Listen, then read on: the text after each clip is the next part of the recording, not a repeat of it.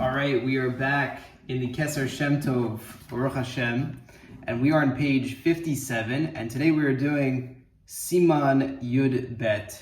The Baal Shem Tov is going to expand on this pasuk, Ki Bika Hashem Sur Olamim. We're going to be speaking about two levels of Gan Eden, and we're also going to speak about some practical tips for our Avodas Hashem. Of course, it's cool to learn these concepts and to hear about a vision that the Baal Shem Tov had, as well as a discussion in Gemara Menachos, but most importantly, it's how do we take that and how do we grow? So we have this pasuk, and it's translated as follows. In brackets, it's trust in Hashem forever and ever, for in Hashem you have an everlasting rock, an everlasting stronghold. So the way the pasuk is spelled, it's the name for Hashem is Yud Hey. And there's an interesting discussion in Gemara Menachos, Daf 29 Amud Base, where Chazal are speaking about this name of Hashem, and they're saying that the name of Hashem, Yud Hey, represents two worlds, this world and the world to come. Olam hazeh nivra behei. This world is represented by a Hey. Shinemar ela toldos hashamayim ba'aretz bihi baram, al tikre bihi baram, ela behei beram. Ve'olam haba nivra biyud b'pnei shetzadikim shebo mu'atin. Kitsur ha'os yud nikuda ketana hamor elam yud. So they darshan out that instead of saying bihi baram, that when it was created, say it was created with Hey, Hey beram. And it's another allusion to how important this world is, but how insignificantly easy it is for Hashem to create this world. That it says that Hashem created the world with the letter Hey. If you think about the letter Hey, it's probably the easiest letter to say. It's just, right? So that's how easy it was Hashem, for Hashem, if you will, to create the world. So the letter Hey in the name of Hashem, Yud Hey, represents Olam Hazeh. The Yud represents Olam Haba because it's the smallest letter, it's the smallest amount of ink, and there are very few people, tzaddikim, that make it to this level, Olam Haba. V'ha'inin b'divrei Chazal, kan shetzaddikim shebo mu'atin. Now we're going to discuss what it means that there are only few tzaddikim in Olam Haba. Shamati mimori Baal Shem Tov, sheheru lo et ha'madrigot hashono shebagan Eden, ukesheholichu tachas eitz hadas tov v'ra. Hayu imo anashim marbeh misrael. So the Baal Shem Tov had a vision where he was first taken to the lower Gan Eden, which is the domain of the eitz hadas tov v'ra. This is the place where there is the tree of knowledge of good and evil.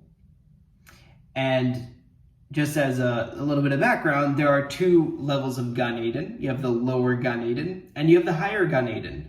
And Gan Eden is 1/60th the size of Eden, right? Because this is just the garden in Eden. So you can kind of give you a perspective that there's a lot of different worlds and a lot of different aspects. But the lower Gan Eden is where it's a very refined level, obviously, and there are many Anashim, men of Israel there, people of Israel there.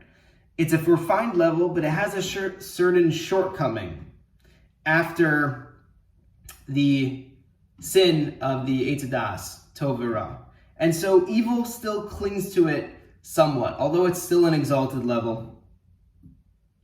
V'achar kach, after that, after the Baal Shem Tov sees this level, he goes to the higher level, which is the level of Eitz HaChaim, where there is no evil here at all, and this is the level where there are very few tzaddikim who are there. Hayu mu'atim yoter. V'achar kach shichnisu oso Gan Eden, ha'pnimi nitma'et od ad shenish'aru me'at mizer. So what I'm not understanding here is if this is just a further explanation of the upper Gan Eden, that it's just this inner aspect, and the only thing that remained of him was just a tiny bit, right? because the closer you get to Hashem, the less of you there is, right? And that's also a secret of avodas Hashem, which is bitul, is just nullifying yourself. And that's really where you empty yourself in order to get closer to Hashem. There's no place for arrogance and godliness. So the way you want to get closer to Hashem is bitul, right? And so I assume bitul is part of his reaching these levels where he can, perceive and perhaps visit, the lower Gan Eden and upper Gan Eden. But let's expand on this a little bit, right? So what does this mean for us? So there's a beautiful commentary from the Tzafnas Paneach, and I'll just read it. I won't read it inside, but essentially we have these two levels, right? We have Eitz Hadas Tov V'Ra, which has that little bit of evil that clings to it. It's kind of mixed up with the good, and that's after the sin, right? And we also have the Eitz HaChaim, which represents the level of before the sin, which is perfect.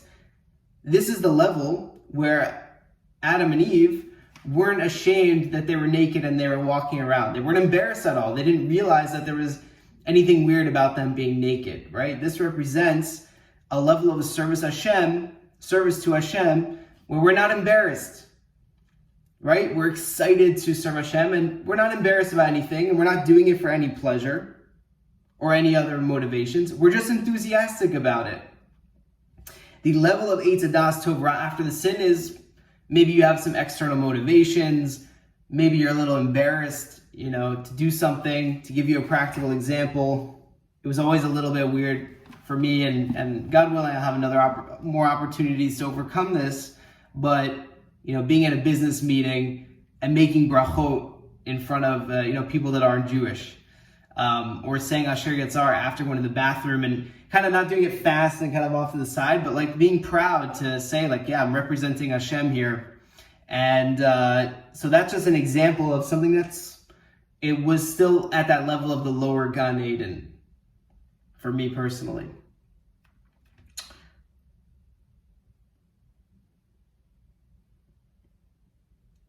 Going further, we realize that we have to do things that are with enthusiasm, and we have to belittle ourselves more in this process, right? To reach this level of the higher level where you have the tzaddikim who are represented by the yud. There's very few. The last point is that the yud is a tiny letter, right? Representing that there are very few tzaddikim, but it's also bowed over. And when they're all in that upper level of Gan Eden, they see each other and they're almost bowed to the other tzaddikim at how much they accomplish in this world. So I hope you enjoyed this. It's practical, right? We have to serve Hashem enthusiastically. We have to let go of the yesh, the me in this, and just serve Hashem full force. When we're doing a mitzvah, we put our all into it. We do our kavanah. We're more embarrassed of not doing a bracha or stealing the food, let's say, if you're not going to do a bracha. So let's take that message.